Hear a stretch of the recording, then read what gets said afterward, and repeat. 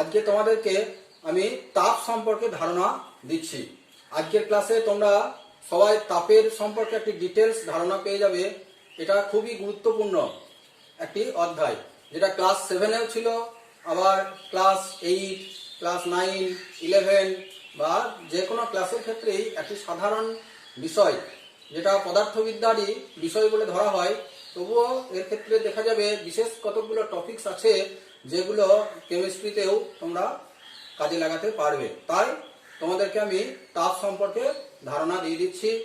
এবারে যে মাধ্যমিক হলো, সেখানেও তাপের যে প্রয়োগ, দৈর্ঘ্য প্রসারণ গুণাঙ্ক, সেখানে তার প্রয়োগগুলো ছিল, কিন্তু তোমাদের যে মধ্যশিক্ষা পর্ষদ এই বিশেষ বছরের জন্য এটাকে বাদ দিয়ে দিয়েছিল সিলেবাস থেকে। তাই তোমরা ভুলে গেছো এবং একাদশ শ্রেণীতে তোমাদেরকে তাপ সম্পর্কে ধারণা মনে রাখতে গেলে পুনরায় তোমাদেরকে আরেকবার এটাকে কেঁচে গন্ডুস করতে হবে, যাকে বলা হয়। কারণ নবম শ্রেণীতে পড়েছো, তারপরে এই দশম শ্রেণীর একটি বছর তোমরা তাপ সম্পর্কে কিছুই জানলে না বা পড়লে না, তাহলে অনেক কিছুই ভুলে গেলে।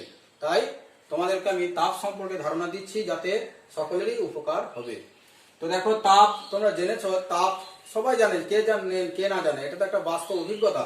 যে যখন কোনো একটা গরম বস্তুতে হঠাৎ করে হাত দিলে, তখন দেখবে তোমার হাতটা সরে আসছে। কেন সরে আসছে? না, গরম লেগেছে।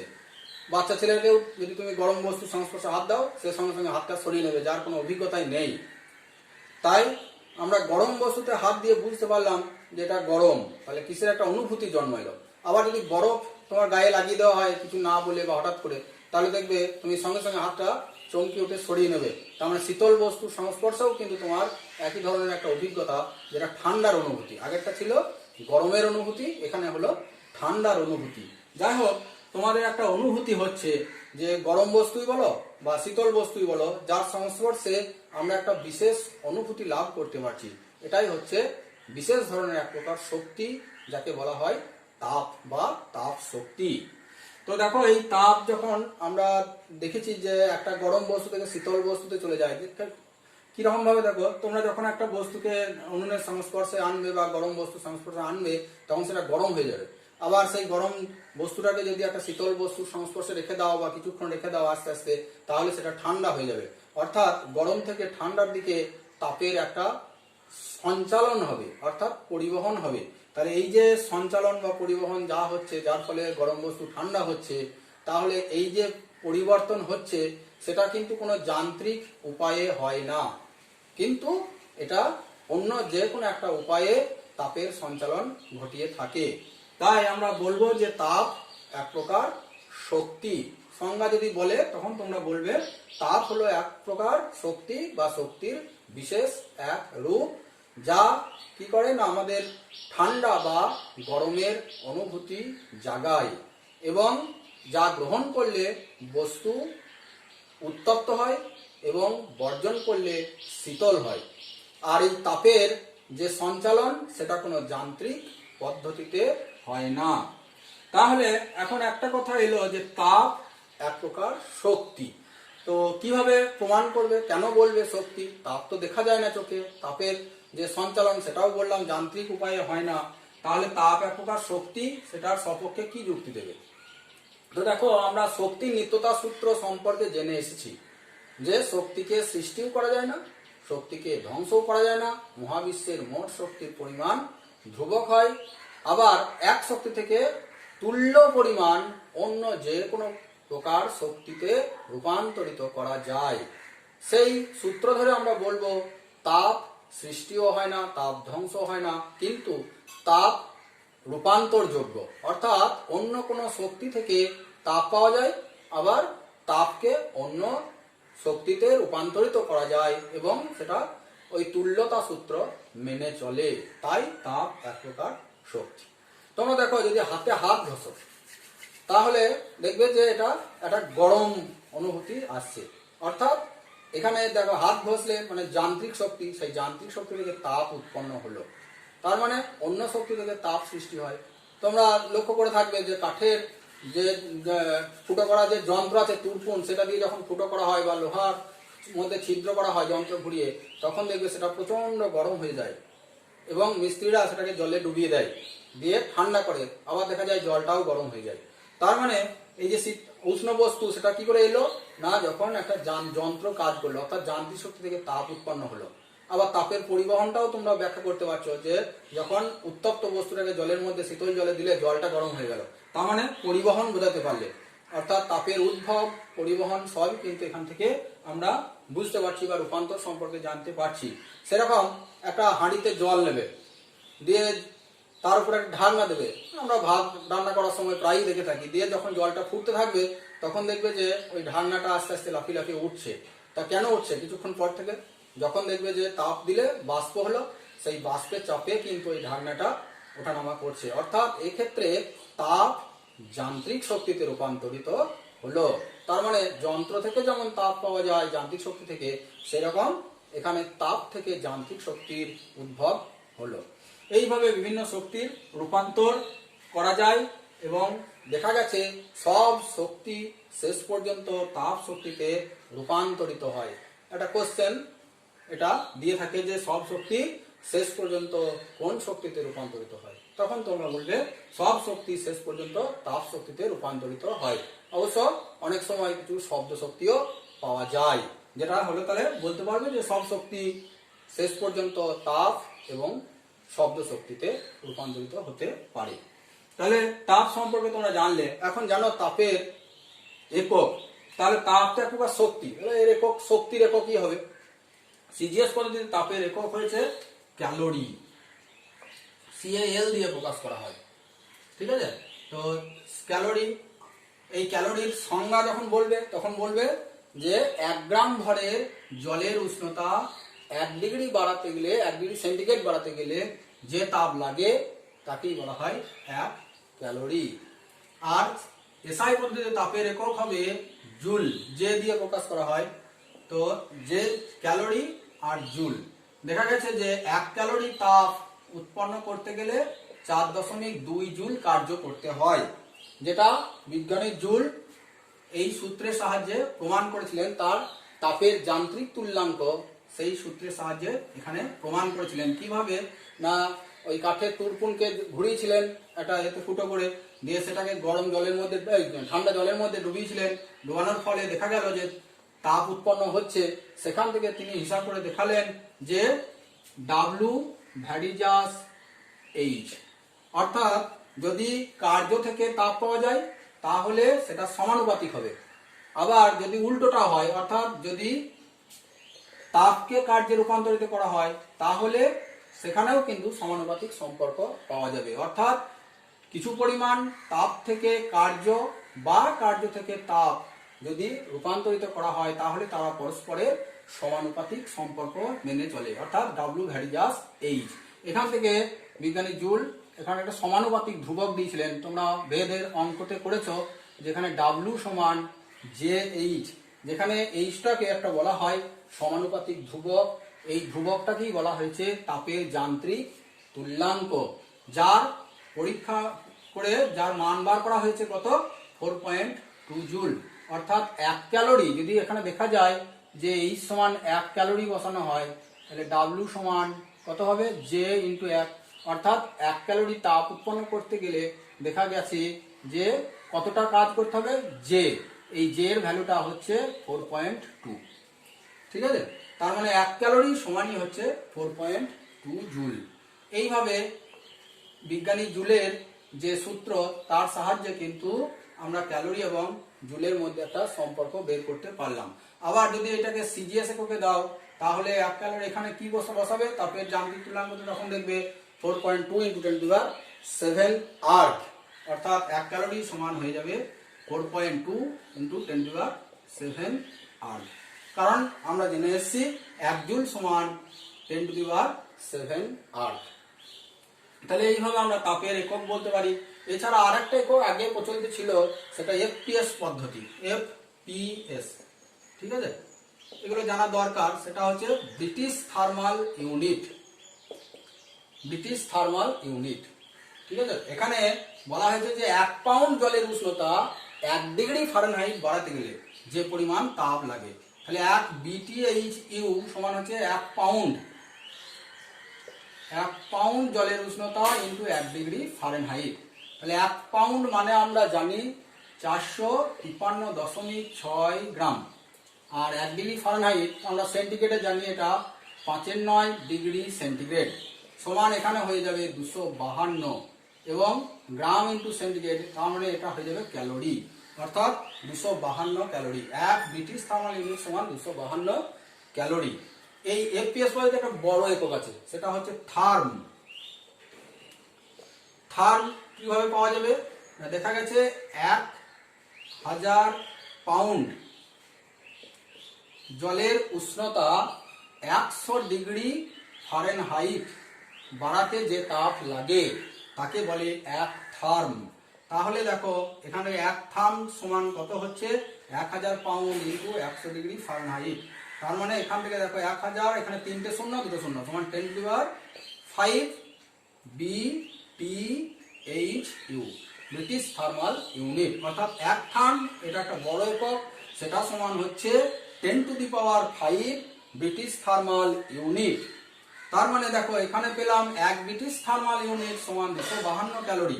তাহলে এখান থেকে আমরা বলতে পারি 10⁵ ইন্টু 252 ক্যালোরি, বা 252 ইন্টু 10⁵ ক্যালোরি।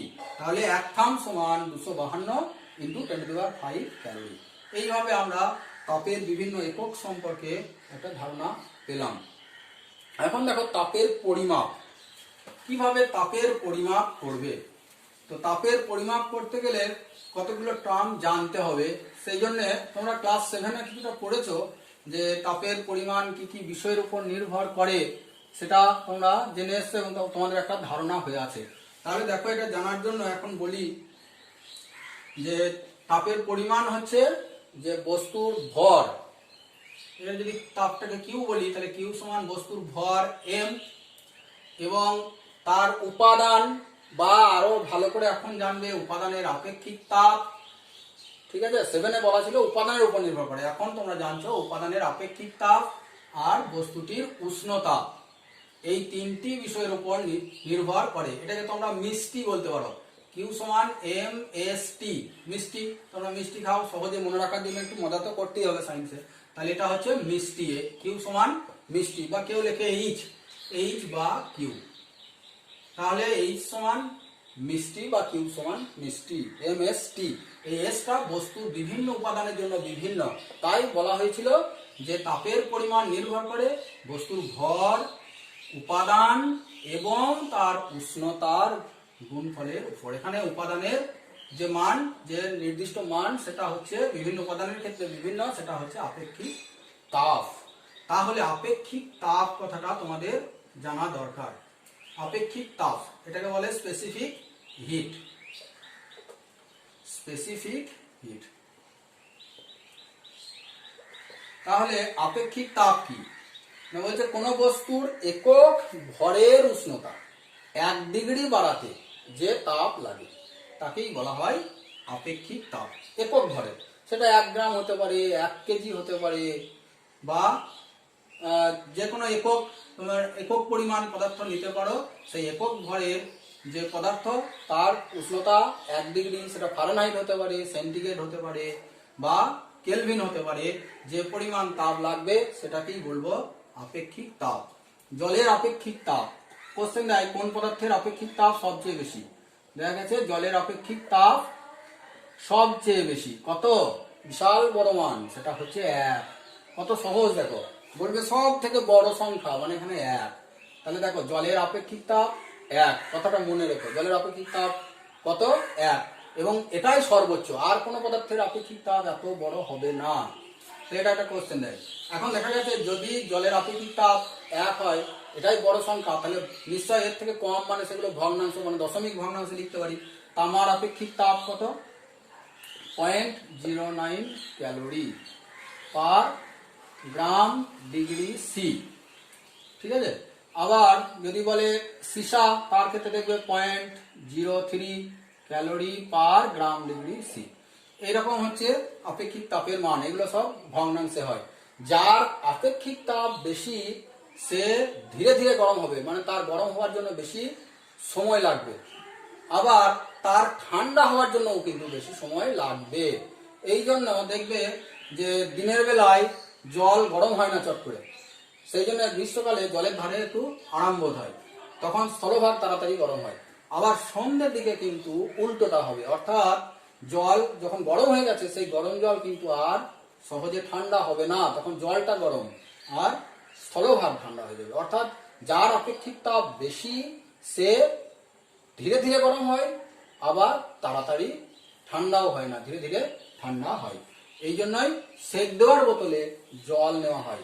গরম জল নিলে পরে কি হবে, অনেকক্ষণ ধরে সে তাপটা ধরে রাখতে পারবে, তার ফলে আমরা অনেকক্ষণ সেক দিতে পারবো। এটা একটা কোশ্চেন, সেক দেওয়ার বোতলে কেন গরম জলই নেওয়া হয়, অন্য কিছু নেওয়া হয় না। বালি নিয়ে দেখো তোমরা পরীক্ষা করে দেখো, তাড়াতাড়ি ঠান্ডা হয়ে যাবে। উনুনে বসাবে, একটা পুঁটুলিতে ভরে নেবে, একটা এর মধ্যে থলির মধ্যে, কাপড়ের থলি, তা সেই থলির মধ্যে নিয়ে যখনই উনুনে বা হাঁড়িকেনের মাথাটা আমরা বসাতাম, দিয়ে দেখতাম বালিটা দেওয়ার পরে সঙ্গে সঙ্গে কিছুক্ষণ পর ঠান্ডা হয়ে যেত। কিন্তু জল দেওয়ার বোতলে যদি সেক দেওয়ার বোতলে যদি আমরা গরম জল ভরে নিই, তাহলে কিন্তু সেটা অনেকক্ষণ ধরে তাপ দেবে, ঠান্ডা হবে না, কারণ জলের আপেক্ষিক তাপ বেশি। তাহলে তোমরা আপেক্ষিক তাপ জানতে পারলে, আরেকটা নাম তোমরা জানতে পারবে, সেটা হচ্ছে তাপগ্রাহিতা। তাপগ্রাহিতা এটা হচ্ছে এমএস, অর্থাৎ নির্দিষ্ট ভরের কোনো পদার্থের উষ্ণতা যদি বাড়াতে হয়, তাহলে একক পরিমাণ বাড়াতে গেলে যে তাপ লাগে তাকেই বলা হয় তাপগ্রাহিতা। একক পরিমাণ বাড়াতে হবে, T সমান 1। তাহলে এটাকে দেখো কি করে পাবো, তাপগ্রাহিতা মানে M ইন্টু S, অর্থাৎ ভরকে আপেক্ষিক তাপ দিয়ে গুণ করলে যেটা পাওয়া যায় তাকে বলা হয় তাপগ্রাহিতা। এর এককটা হবে ক্যালোরি, কেন তাপের পরিমাণ, বা জুল। তাপের একক এবং তাপগ্রাহিতার একক একই, এটা কিছু পরিমাণ তাপকে বোঝায়। আর একটা দেখবে জল সম, এই টার্মগুলো কাজে লাগবে তোমাদের, সেজন্য বুঝিয়ে দিচ্ছি, ফিজিক্সে আছে। জল সম, জল সম কি না, কোনো বস্তুর যে কোনো ভরের উষ্ণতা 1 ডিগ্রি বাড়াতে যে তাপ লাগে, সেই তাপ দিয়ে যতটা জলের, যত পরিমাণ জলের উষ্ণতা একক পরিমাণ বাড়ানো যায়, সেই জলটাকে বলা হচ্ছে জল সম। এটা কিন্তু কিছু পরিমাণ জলকে বোঝায়। উভয়ই কিন্তু হবে এম এস, তাপগ্রাহিতাও এম ইন্টু এস, জল সমও হবে এম ইন্টু এস, কিন্তু এর একক হবে গ্রাম, এটাই ডিফারেন্স, বা কেজি। তার মানে এখানে কিছু পরিমাণ জলকে বোঝাচ্ছে আর এখানে কিছু পরিমাণ তাপকে বোঝাচ্ছে, দুটোর একক কিন্তু আলাদা। এটা কিছু পরিমাণ তাপ, এটা কিছু পরিমাণ জল, এটা পদার্থের পরিমাণ, ঠিক আছে? এই হচ্ছে ডিফারেন্স, এগুলো নিয়ে তোমরা জানতে পারলে। এখন জানবে তাপের পরিমাপ কোন যন্ত্রের সাহায্যে করা হয়। তাপের পরিমাপ করা হয় ক্যালোরিমিটার নামক যন্ত্রের সাহায্যে, ক্যালোরিমিটার নামক যন্ত্রের সাহায্যে। আর দেখো এই যে তাপ পরিমাপ করা হচ্ছে, এর জন্য একটা নীতি আছে, তার নাম হচ্ছে ক্যালোরি নীতি। ক্যালোরি নীতি, এই ক্যালোরি নীতির নামটা আসার কারণ হচ্ছে তাপের একক ক্যালোরি, সেখান থেকে এই নামটা নেওয়া হয়েছে ক্যালোরি নীতি। এখানে বলা হয়েছে যে যখন কোন একটা উষ্ণ বস্তু সেটাকে শীতল বস্তুর সংস্পর্শে আনা হবে, তখন তাপের প্রবাহ হবে। কোথা থেকে কোন দিকে? উষ্ণ থেকে শীতল বস্তুর দিকে তাপের প্রবাহ হবে। এবং কতক্ষণ প্রবাহ হবে? বলছে যতক্ষণ দুটো বস্তুর উষ্ণতা সমান না হবে। তার মানে এরা একটা সাম্যাবস্থা তৈরি করবে, গরম বস্তু ঠান্ডা হয়ে যাবে, শীতল বস্তু গরম হয়ে যাবে, দিয়ে ওদের তাপমাত্রা একটা মধ্যবর্তী জায়গায় চলে আসবে, এবং তখন কিন্তু দেখবে ওই মিশ্রণে দুজনেরই উষ্ণতা একই, থার্মোমিটার দিলে বলে। ধরো একটা উনুনে লোহার বলকে আচ্ছা করে গরম করে নেওয়া হলো, আর 1 বালতি জলের মধ্যে এনে বলটাকে ফেলা হলো, দিয়ে দেখবে যে ওই শীতল জলটা কিছুক্ষণ পর গরম হয়ে যাবে, লোহার বলটা কিছুক্ষণ পর একটু ঠান্ডা হয়ে যাবে, দিয়ে থার্মোমিটার ডুবিয়ে দেখবে যে উভয়েরই বল এবং ওই জল উভয়েরই উষ্ণতা কিন্তু একই হয়ে গেল। এটাই হচ্ছে ক্যালোরি নীতির মূল নীতি। এবং এখানে বলা হয়েছে যে যদি কোনো রাসায়নিক বাহ্যিক পরিবর্তন, বাইরে থেকে কোনো তাপের আদান প্রদান না হয় এবং কোনো রাসায়নিক বিক্রিয়া না হয়, তাহলে উষ্ণ বস্তু যতটা তাপ বর্জন করবে শীতল বস্তু ততটা তাপ গ্রহণ করবে। অর্থাৎ উষ্ণ বস্তু কর্তৃক বর্জিত তাপ সমান শীতল বস্তু কর্তৃক গৃহীত তাপ। এটাই হচ্ছে ক্যালোরিমিতির মূল নীতি। ঠিক আছে, এইভাবে তোমরা ক্যালোরিমিতির মূল নীতি জানতে পারলে। এখন কোন বস্তু কতটা তাপ বর্জন করলো বা গ্রহণ করলো এটা কি কি বিষয়ের উপর নির্ভর করে বলছে? তিনটে বিষয়ের উপর নির্ভর করছে। একটা হচ্ছে ভর এম, একটা হচ্ছে আপেক্ষিক তাপ এস, আর তাদের উষ্ণতার পার্থক্য অর্থাৎ উষ্ণ বস্তু এবং শীতল বস্তুর উষ্ণতার যে পার্থক্য। উষ্ণ বস্তুর উষ্ণতা হচ্ছে T2, যেটা হচ্ছে বড় T2, আর T1 হচ্ছে কম, তাহলে T2 গ্রেটার দেন T1। তার মানে এখানে যে ডিফারেন্স T2 মাইনাস T1, তাহলে M into S into T2 minus T1, এটাই হচ্ছে H সমান MS T2 মাইনাস T1। এই ফর্মুলার সাহায্যে উষ্ণ বস্তু কতটা তাপ বর্জন করলো এবং বা শীতল বস্তু কতটা তাপ গ্রহণ করলো, অর্থাৎ তাপের কতটা আদান প্রদান হলো তার একটা রাশিমালা। H সমান MS T2 মাইনাস T1। কোনো অঙ্ক দিতে পারে, প্রায় অঙ্ক দেয়, সেখান থেকে তোমরা অঙ্কগুলো সলভ করতে পারবে। ধরে নাও বললো যে একটা 50 ডিগ্রি সেন্টিগ্রেড উষ্ণতায় একটি বস্তু, লোহার বলই বলো বা তামার বল, যার আপেক্ষিক তাপটা জেনেছো 0.09 calorie per gram degree C. এই বস্তুটা কি করলো না তাপ গ্রহণ করলো কত ডিগ্রি, মনে কর তার উষ্ণতা ছিল 20 ডিগ্রি সেন্টিগ্রেড, সেখান থেকে 30 ডিগ্রি সেন্টিগ্রেড করতে হবে, তাহলে তাপ গ্রহণ করে 20 থেকে 30 ডিগ্রি সেন্টিগ্রেড হবে, তাহলে কতটা তাপ লাগবে। 50 ডিগ্রি সেন্টিগ্রেড উষ্ণতায় কি করেছো 50 ডিগ্রি, এটা ভুল বললাম, 50 গ্রাম তামার বল, সেটাকে 0.09 calorie per gram degree centigrade তার আপেক্ষিক তাপ 20 ডিগ্রি থেকে 30 ডিগ্রি সেন্টিগ্রেড উষ্ণতায় নিয়ে গেলে কতটা তাপ লাগবে। তাহলে H সমান MS T2 মাইনাস T1, এই ফর্মটা বসিয়ে দাও। সমান দেখো 50 ইন্টু 0.09 ইন্টু 30 মাইনাস 20 সমান এখানে 45 10 সমান 45 ক্যালোরি। তার মানে এখানে তাপের পরিমাণ হয়ে গেল 45 ক্যালোরি। এইভাবে আমরা তাপের যে হ্রাস বা বৃদ্ধি, কতটা তাপ বর্জন করলো বা গ্রহণ করলো, সেটা অঙ্কের সাহায্যে বের করে নিতে পারি। সেরকম যদি বলে কোনো বস্তুতে কতটা তাপ আছে, মনে করো বললো 50 ডিগ্রি সেন্টিগ্রেড উষ্ণতায় 100 গ্রাম তামার বল, এখানে 0.09 ক্যালোরি পার গ্রাম, এটা হচ্ছে আপেক্ষিক তাপ, তার মধ্যে কতটা তাপ আছে। তার মানে কোনো বস্তুতে তাপের পরিমাণ বললাম H বা Q সমান MST, তাহলে M হচ্ছে কত 100, S কত 0.09, T কত 50, তার মানে এত ক্যালোরি সমান দেখো 9 গুণিত 50 সমান 450 ক্যালোরি। অর্থাৎ 50 ডিগ্রি সেন্টিগ্রেড উষ্ণতার একটা 100 গ্রাম তামার বলের মধ্যে 450 ক্যালোরি তাপ থাকবে।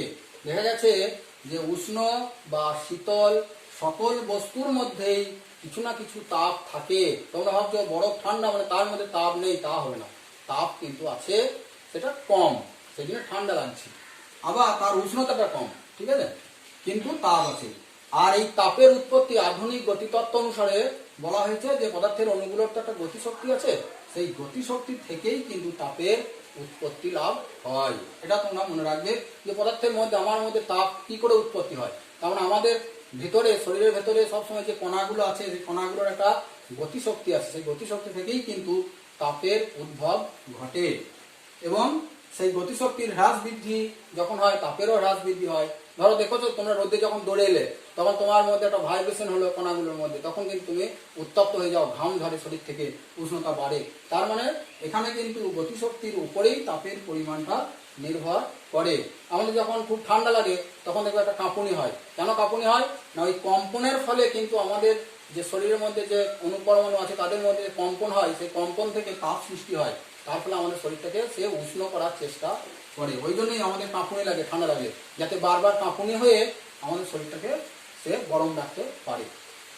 আবার দেখবে এই তাপের ফল কি, তাহলে এবার এই তাপ যে এলো, তাপের ফল কি? বলি তাপের ফল নানা রকম হতে পারে। একটা হতে উষ্ণতা বৃদ্ধি, গরম করলে সমস্ত উষ্ণ হয়, তাহলে উষ্ণতা বেড়ে যায়। তাপের ফলে রাসায়নিক পরিবর্তন হয়। কোনো জিনিসকে যেমন উনুনে ভাত রান্না করছো, তাপ দিচ্ছ, ভাত হচ্ছে, রাসায়নিক পরিবর্তন হচ্ছে। তারপরে তাপের ফলে কি হয়, যান্ত্রিক শক্তি, যান্ত্রিক পরিবর্তন হয়। এই যে রেল ইঞ্জিন চলছে, তাপ দিয়ে জলকে বাষ্পে পরিণত করছো, তার শক্তি দিয়ে রেল ইঞ্জিন চলছে, যান্ত্রিক শক্তিতে রূপান্তরিত করতে পারা যাচ্ছে। তাপের প্রভাবে আয়তনের প্রসারণ হয়, কঠিন তরল গ্যাসীয়। আবার দেখবে প্রত্যেক ক্ষেত্রেই আয়তনের কিছু বৃদ্ধি ঘটে। একটা রবারের বেলুনকে রোদে রেখে দাও, দেখবে সেটা বাষ্প করে যাবে কিছুক্ষণ পর, কারণ তার মধ্যে আয়তন বেড়েছে, চাপ বেড়েছে, তাপের প্রভাবে চাপও বাড়ে।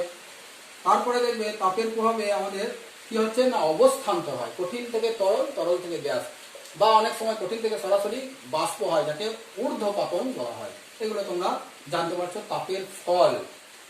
আর তাপ দু রকম, একটা হচ্ছে বোধগম্য তাপ, আর একটা হচ্ছে লীন তাপ, তাপের শ্রেণীবিভাগ। তাহলে বোধগম্য তাপ কি না, যে তাপ দিয়ে পদার্থের উষ্ণতার পরিবর্তন করা হয় তাকে বলে বোধগম্য তাপ। আর যে তাপ পদার্থের উষ্ণতার পরিবর্তন করে না, যেটাকে থার্মোমিটারে ধরা পড়ে না, কিন্তু কঠিন থেকে তরল, তরল থেকে গ্যাস বা উল্টোগুলো হয়, সেইটাকে বলা হচ্ছে লীন তাপ। লীন হয়ে থাকছে, লীন তাপ অর্থাৎ অবস্থান্তর করছে। কঠিন থেকে তরল করতে গেলে একটি তাপ লাগে। যেমন যখন দেখবে যে 1 গ্রাম বরফ, যার উষ্ণতা 0 ডিগ্রি সি, সেখান থেকে 1 গ্রাম জল করবে 0 ডিগ্রি সিতে, তাহলে এখানে 80 ক্যালোরি তাপ দিতে হবে। কিন্তু উষ্ণতাটা দেখো, এখানেও 0 ডিগ্রি সেন্টিগ্রেড, এখানেও 0 ডিগ্রি সেন্টিগ্রেড, তাহলে তাপটা গেল কোথায়? এই তাপটা হচ্ছে লীন তাপ, যা বরফ গলাতে সাহায্য করলো। সেরকম 1 গ্রাম জল 100 ডিগ্রি সেন্টিগ্রেডে আছে, সেটা যখন 1 গ্রাম বাষ্প হবে 100 ডিগ্রি সেন্টিগ্রেড, তখন 537 ক্যালোরি তাপ লাগবে, 537 ক্যালোরি পার গ্রাম। এটাও হচ্ছে জলের বাষ্পীভবনের লীন তাপ। এইভাবে আমরা লীন তাপ, বোধগম্য তাপ সম্পর্কে ধারণা লাভ করলাম। আশা করি তোমরা সকলেই তাপের যে সাধারণ একটা ধারণা আমি আজকে তোমাদের জন্য উপস্থাপনা করলাম, যে ক্লাস নিলাম, সেটা সকলেই তোমরা বুঝতে পেরেছো। তাই তোমাদের যদি ভালো লেগে থাকে বা মনে করো যে এই কোভিড সিচুয়েশনে আমাদের পড়াশোনা করার দরকার আছে, তোমরা অবশ্যই চ্যানেলটিকে সাবস্ক্রাইব করে নাও, এটা আমার অনুরোধ।